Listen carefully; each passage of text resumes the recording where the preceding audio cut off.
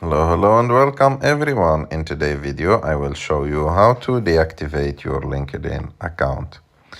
To do this it's very simple. You have just to go to your LinkedIn,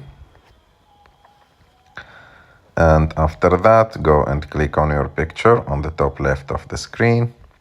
Click on settings, and after that click on account preferences. Scroll down until you will find the last option is close and delete account. And like that, after that, click on continue, choose the reason, click next, and after that, put any reason that you want for closing your account.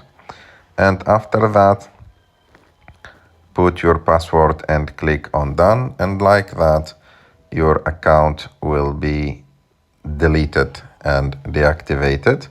But if you want to keep your account, you can go to hibernate account, and if you hibernate your account it will be deactivated like temporarily, and you can reactivate it anytime after 24 hours by logging back to it. So you can just click on hibernate, and for example I need a break, put the reason, click next, and after that put your password and click hibernate account.